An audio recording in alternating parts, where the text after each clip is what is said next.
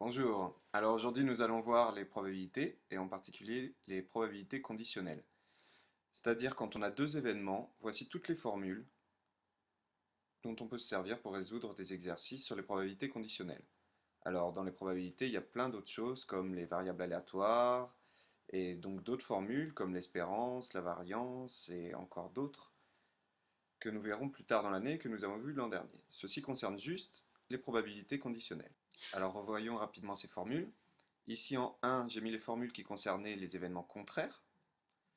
En 2, j'ai mis une formule qui permet de calculer les probabilités de A union B ou de A inter B. En 3, c'est toutes les formules concernant les probabilités conditionnelles, ici. En 4, c'est ce qu'on appelle la formule des probabilités totales. Et en 5, ce sont des formules qui ne s'appliquent que si les événements A et B sont indépendants. À quoi nous serviront ces formules? Eh bien, soit dans l'énoncé, on vous dira que A et B sont indépendants et on pourra utiliser ces formules. Soit on vous demandera, et ce sera plus souvent le cas, de montrer que deux événements sont indépendants. Donc il faudra montrer que ça, P de A inter B, est égal à P de A fois P de B. Ou alors il faudra montrer que P de B sachant A est égal à P de B. Évidemment, dans toutes ces formules, on peut inverser l'événement A et l'événement B. Alors, tous ces problèmes qui concernent les probabilités conditionnelles peuvent se mettre sous la forme de trois graphiques ici. Le premier, c'est ce qu'on appelle l'arbre pondéré. Le deuxième, c'est un tableau d'effectifs ou de probabilité. Et le troisième, c'est un diagramme de Venn, ou plus communément appelé un diagramme avec des patates. Alors, à travers un exemple ci-dessous, on va voir à peu près tout ce qu'on peut vous demander dans les probabilités conditionnelles.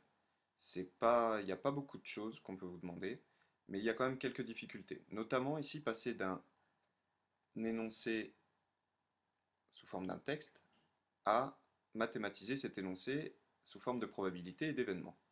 Alors dans un club sportif, 30% des membres pratiquent le tennis, 60% sont des hommes, et parmi eux, 55% ne jouent pas au tennis.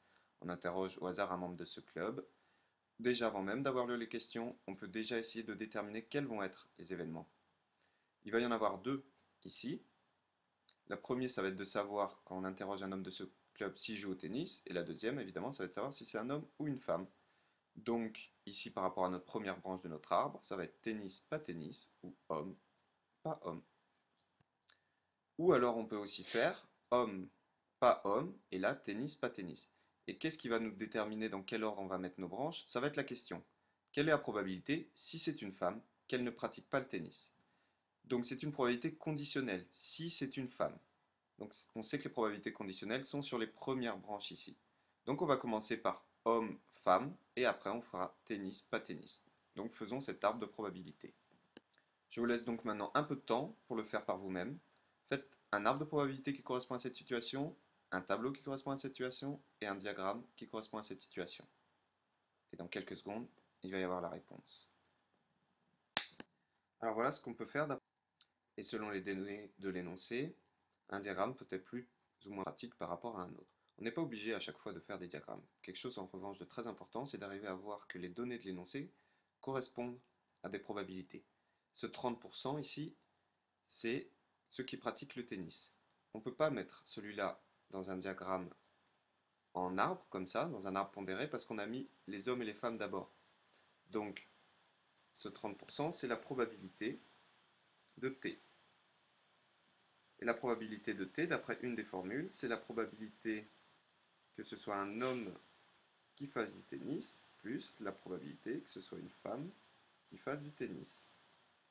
Cette probabilité-là ne peut pas rentrer là-dedans. En revanche, on peut la mettre facilement dans les deux autres diagrammes, ici et là.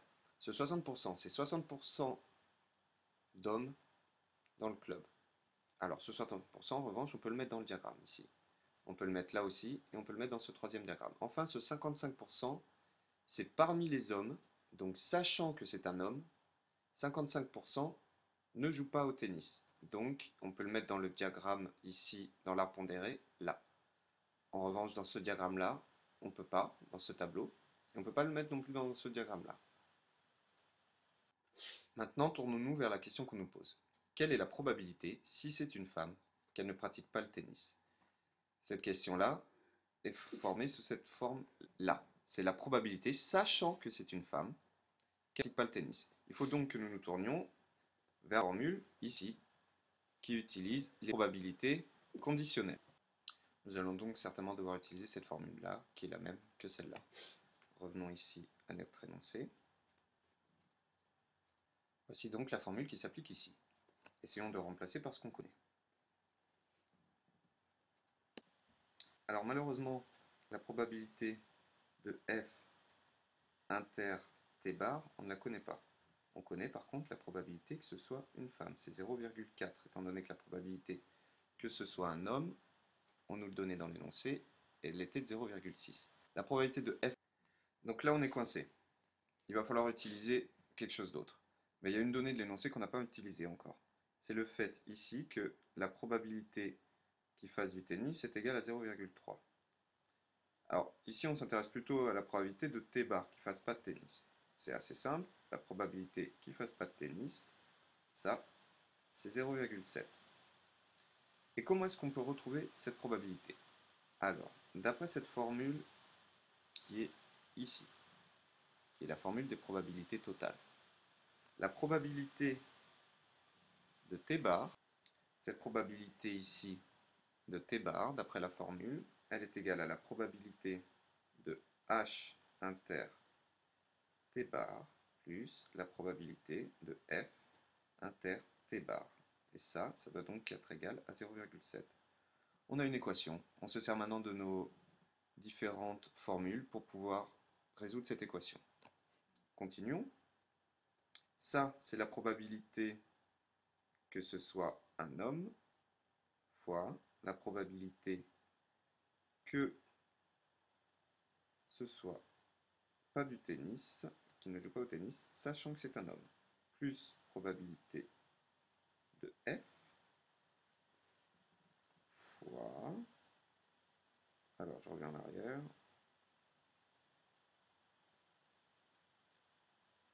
fois la probabilité, sachant que c'est une femme, qui ne fasse pas du tennis. Et ça, c'est 0,7. On continue. Alors ces probabilités-là, elles se trouvent dans l'arbre pondéré qui est là. D'où l'utilité, vous voyez, de construire un arbre pondéré. Et donc en résolvant cette équation, on trouve que la probabilité qu'elle ne fasse pas de tennis sachant que c'est une femme est égale à 0,925, soit 92,5%. Et voilà, problème résolu.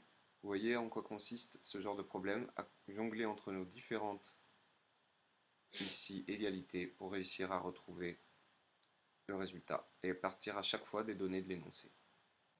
Maintenant, imaginons qu'on répondre à cette question revient donc à répondre à l'une de ces deux questions-là. Et selon les données de l'énoncé, on va regarder laquelle des deux questions est le plus simple à répondre. En l'occurrence, ici, ce sera la deuxième.